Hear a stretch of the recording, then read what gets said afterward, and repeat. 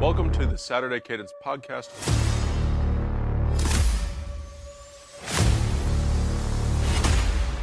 I'm Blake Biscardi, and remember, the Saturday Cadence Podcast is the heartbeat of college football. Go ahead and find a better sport. Go ahead and try. There's just nothing that tops college football. We told you last week that any time that you think that the slate in college football looks quiet, you think there's not a lot of good games, you think this is the day, you know what? We're going to go out with the family, the girlfriend, whatever it is. No, we told you, lock in. This is going to be upset Saturday, and man, did it deliver. We saw 5 teams in the top 11 get upset. If you were on the road, not a good day for you if you were in the top 11. We saw Alabama most notably go down to Vanderbilt. We saw Tennessee lose to Arkansas. Missouri got boat raced by Texas A&M in College Station. Michigan, national championship rematch against Washington in Husky Stadium. Seattle went berserk after that one as Washington pulled the quote-unquote upset because Michigan was the ranked team. However, the betting favorite was Washington. So Washington expected to actually win the game, and they did. And then number 11, USC, on the road in Minnesota. We saw PJ Fleck. We'll get to this one in a little bit. Going for it on 4th down in inches. Minnesota upsets USC. We saw that as a potential trap game, and that's exactly what happened. And then not to mention Miami. This was a Pac-12 After Dark vibe style game, even though it was an ACC conference game that Miami had to travel about 5,000 miles for a round trip. We'll talk about that a different time. Cal blew a 25-point lead. Could have won it at the end, some questionable officiating, but again, you cannot blow a 25-point lead and expect to win a football game. So let's get into this. My name is Blake Biscardi, and wow, do we love college football? Again, I just don't know how some people, how pro football fans can look you in the eye and tell you that their product is better than our product in college football. Nothing compares to college football. Let's jump into it. This is Saturday Cadence, and we have got upset Saturday recap for you. Alabama just coming off of the heels of a win against Georgia in an instant classic, probably the game of the year. I don't know how one's going to top that. There's going to be opportunities coming down the slate, especially this upcoming weekend, but they follow that up with an abysmal defensive performance against Vanderbilt. Diego Pavia, this is like America's new quarterback. The way he performed in this game, 16 to 22, 52, and 2 touchdowns, a gritty win from Vanderbilt. The biggest upset previously, 0-60, were the Commodores against top 5 teams in the AP poll. Had never beaten one before until Saturday. Vanderbilt hung 40 on Bama. I mean, this was wild. This whole day was wild, but it started slow. Once you got to about 7 o'clock, you started looking around like something different is in the air with these later games yesterday on Saturday. And Vanderbilt just won. Milroe, he threw for 300 yards. I thought he played well, but Alabama's defense could not do anything. They could not stop Vanderbilt, couldn't stop a nosebleed.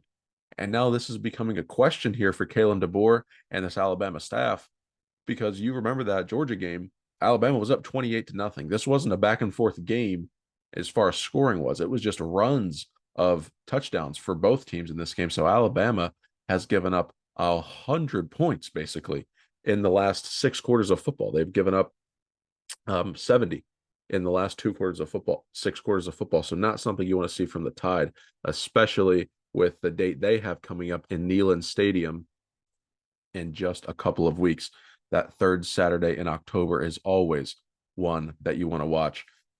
And Alabama's in trouble here. I think the SEC, number one, this was the first weekend that 2 top 5 SEC teams lost on the road to unranked conference opponents. That had never happened before. So we had history on Saturday with those 2 games. Alabama losing to Vanderbilt. The goalpost ended up in the river again, much like when Tennessee beat Alabama.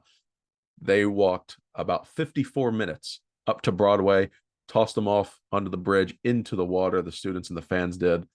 And it was just an incredible scene in Nashville. They're probably still partying as we mentioned this. And then you look at Tennessee, they went on the road to Arkansas. That was a game of concern, not one overly where we thought Tennessee would lose, but it's never easy going on the road in the SEC, especially in Fayetteville. Just matchups, styles make fights. Tennessee coming up short there. Nico looked kind of lost on the last play. That was something I was questioning. Tennessee had the ball. They were down by 5. They stopped the 2-point conversion from Arkansas after the late touchdown to retake the lead. It was 14-13 previously. So now you're sitting 19-14 in that game. And Tennessee goes right down the field. I mean, they hit a couple big plays. I mean, they were ready to go and chewed some of the clock there at the end. Maybe could have managed it a little bit better. 6 seconds. They line up and it was 4th down. Josh Heupel calls a timeout. They could have went for a quick slant, a quick out route to get out of bounds, get the first down, and then have another shot at the end zone.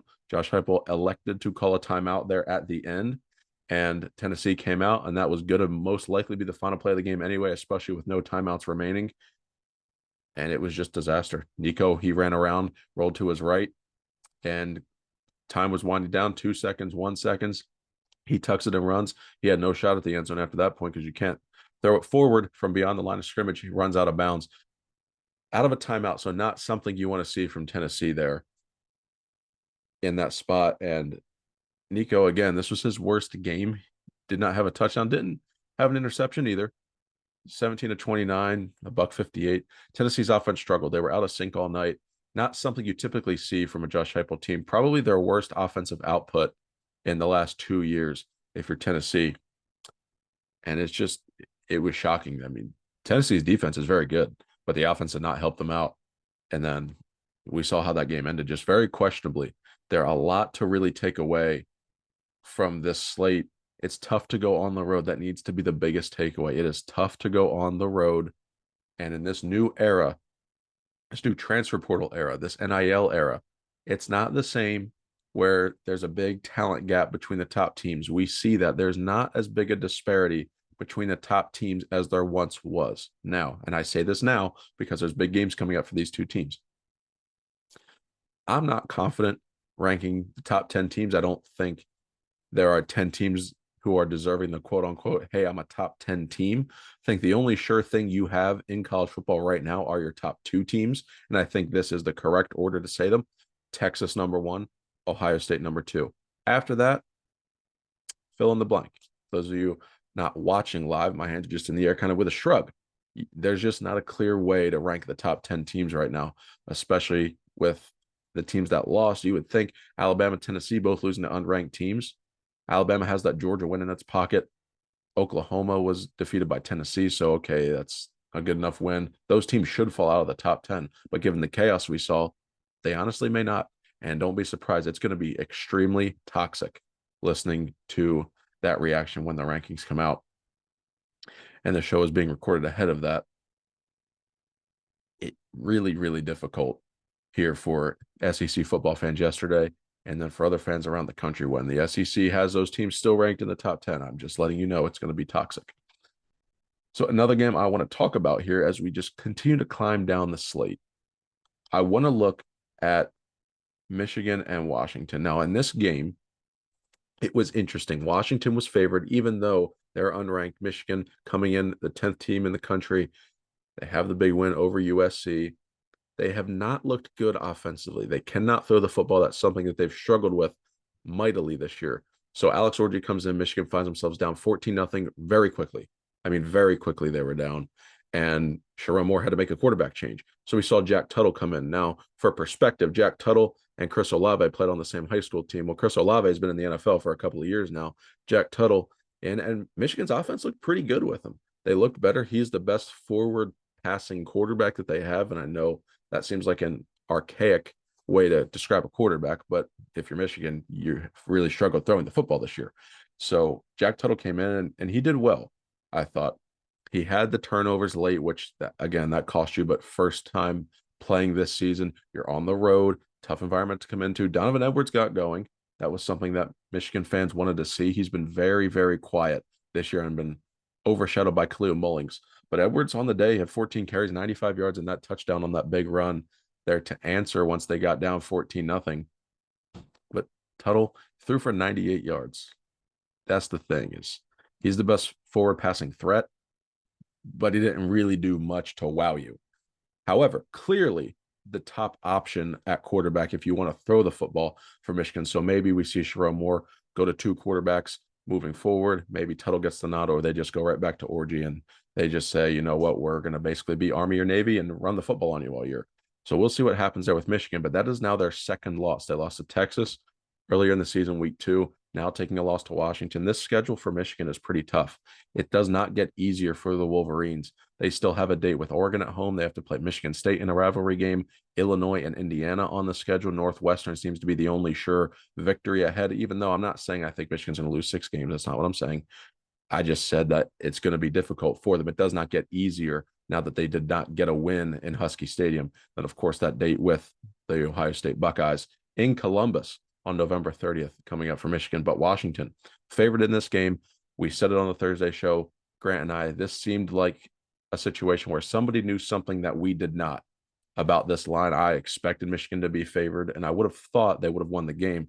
But I saw that line. I said, you know what? Let me take a step back, and proved to be true. Washington ends up winning that football game, and they were in control of that game for the most part. Will Rogers did play well, 21 to 31, 271 and 2 touchdowns, though he had that lone interception. But again, this was a great performance by Washington, something that was much needed. For the Huskies, they've been a bit overlooked coming into this year, losing Kalen DeBoer, Michael Penix, Rome Odunze. They lost a lot of production from last year, but Washington quietly putting together a decent season out in Seattle, now 4-2. Another game I want to touch on briefly, not a lot, is Missouri, Texas A&M. This was another one of those top 11 upsets. Missouri, we knew they were fraudulent, not really worthy of that top 10 ranking, but as we've said, it's struggling to find teams to put in that top 10. Well, they went into College Station and got boat raced. They did. Missouri has been unimpressive throughout the whole year. I thought coming off of a bye, Eli Drinkwitz's team, I thought they would have more in the tank. I thought they would come out and play really good. I thought they would play really well. And that was not the case. The offense was extremely quiet, could not do anything against Texas A&M, mustering up only 254 yards of offense. I mean, that is not good. 5 of 15 on third down, 1 of 4 on fourth down. Abysmal performance from Missouri. Texas A&M, on the other hand, though, this is a team that you need to start paying attention to. Start paying attention to Texas A&M, especially with their schedule now, getting that win over Missouri. That lone loss in week 1 to Notre Dame, people are going to forget about that because Texas A&M quietly starting to put together a really solid season, sitting at 5-1. They're at the back end of the AP poll. Expect them to move up toward the middle now in the teens. I'm going to read you A&M's schedule. They got Mississippi State, LSU, South Carolina, New Mexico State, Auburn, and then Texas at home to end the regular season. That's the game. Texas A&M. That's not been played in a long time. Aggie fans are hungry for this. The program is hungry. Keep your eye on it. In the preseason, this was one of my upset picks. So stay tuned to see if that continues. Keep your eye on Texas A&M. They could push for a playoff spot and find themselves in the thick of the SEC race because they do not have a conference loss. They are 3-0 in conference. And as we saw, a couple of other notable SEC teams, Georgia, Alabama, Missouri, Ole Miss, and Alabama, Tennessee, all have conference losses now. So something to keep your eye on is Texas A&M. And then again, we're going to continue down the slate here. Ole Miss survived. Of the notable SEC teams, Georgia ended up taking care of business late against Auburn. Clemson destroyed Florida State. Brock Glenn played well. So did the Florida State defense. I thought they played better. Florida State, though, offensively, they don't have it. They just do not have it. But the game I want to get to now is USC, Minnesota. I told you on the Thursday show, I like this as an upset spot for USC. I wasn't confident in saying the upset, but I was very confident that Minnesota would keep this game close and within the number and could pull the upset because of the way this game set up for USC. They played Michigan a couple of weeks ago. Then they had Wisconsin. Next week, they have Penn State at home. It's a typical sandwich spot. This was a landmine game for the Trojans, and they got Minnesota and PJ Fleck. Dramatic ending. I will say it was a dramatic ending at the end. Final minutes of the game, Minnesota's driving, and they get the ball in a goal-to-go situation inside the 5. 2 plays from the 1-yard line. They don't get it. Now you're stuck with the ball at the nose of the football is pretty much touching the goal line. For those of you who did not watch, just to help you paint that picture, the nose of the football was just about at the goal line. It was that close. It was inches. Minnesota comes out on 4th and goal. They could kick a field goal to go up, and they would be winning. The game was tied at this point, 17 apiece. Minnesota elects to go for it. PJ Fleck. Now, that ended up being the right decision. I agreed with PJ Fleck to go for it in that situation. And the call on the field was that he was not in the end zone. Now, clearly, the quarterback crossed the pylon on replay. You just couldn't see the football. So all they needed to conclude in the replay to overturn it was that he had possession of the football, which he did. So PJ Fleck going berserk on the sideline, as you can imagine, after that situation. But Minnesota holds on defensively. USC Miller Moss throws a pick in the end zone. Very athletic play by the Minnesota defensive back. And Minnesota upsets USC. So not the warmest welcome to the Big Ten for the LA teams, as UCLA also went down to a Big Ten team in conference play. They've lost their first 3 now, as UCLA lost to Penn State. But USC falls to 3-2 and 1-2 in the conference. So their Big Ten championship hopes starting to look more grim by the week, especially with Penn State still on the schedule for the Trojans. And then this game late was Miami-Cal. I mean, this game was absolutely outrageous. Miami was down 25 points.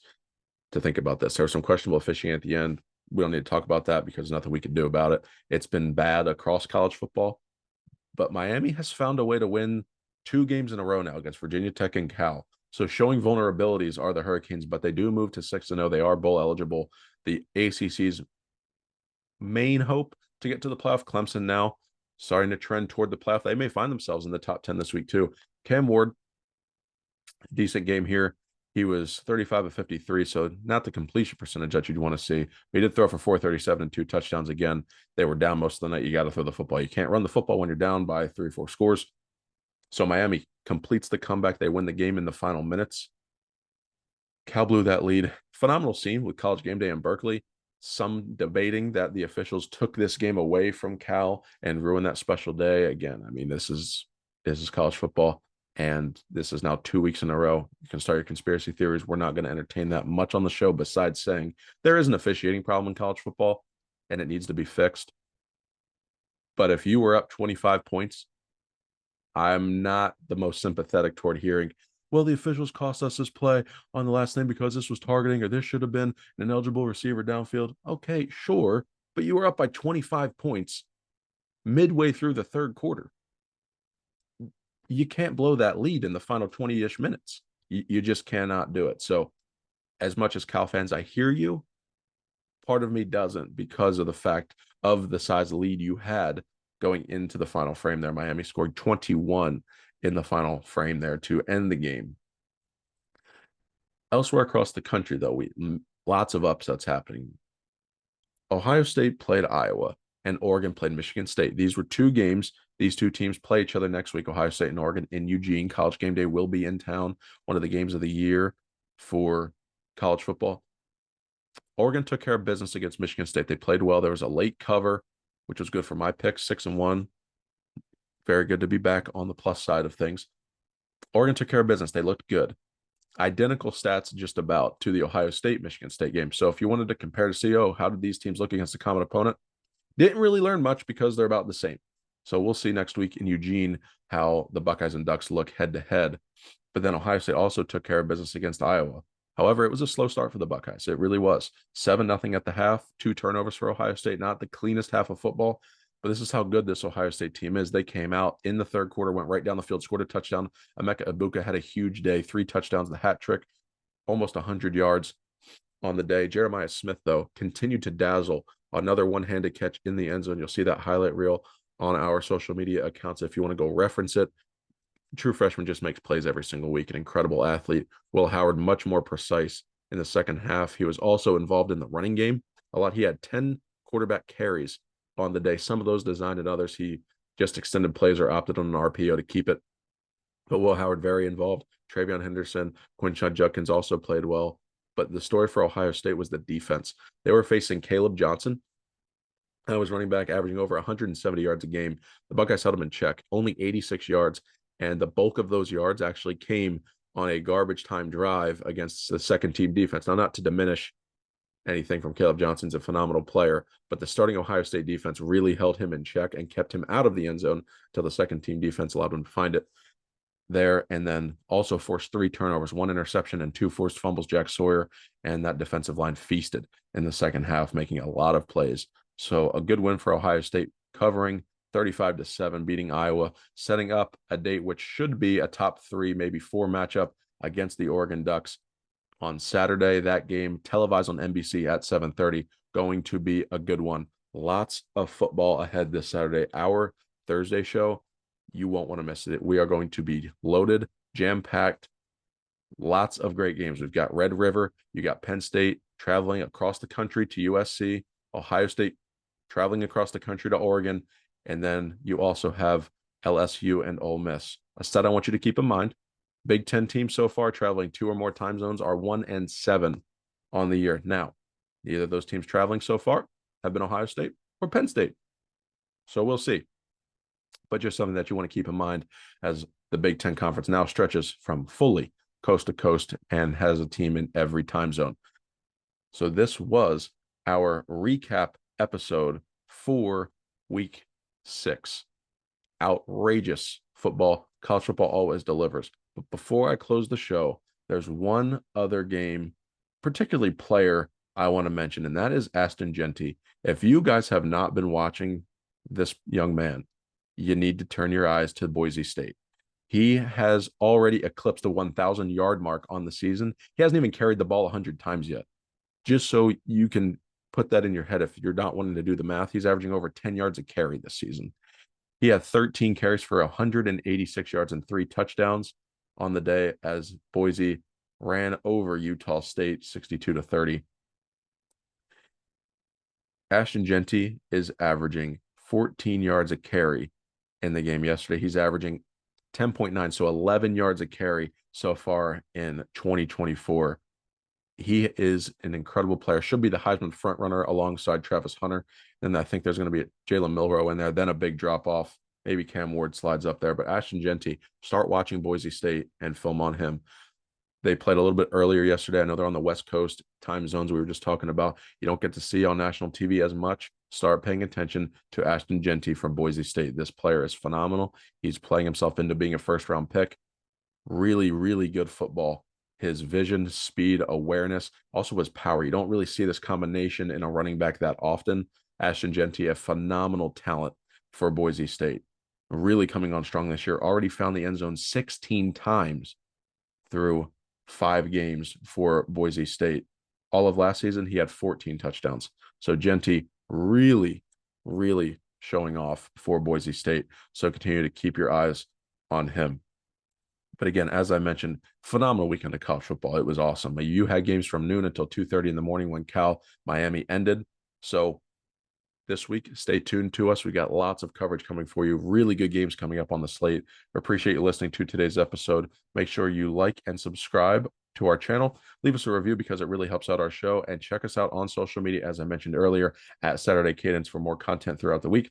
And remember, the Saturday Cadence podcast is the heartbeat of college football. I am Blake Biscardi, and we will see you next time. God bless.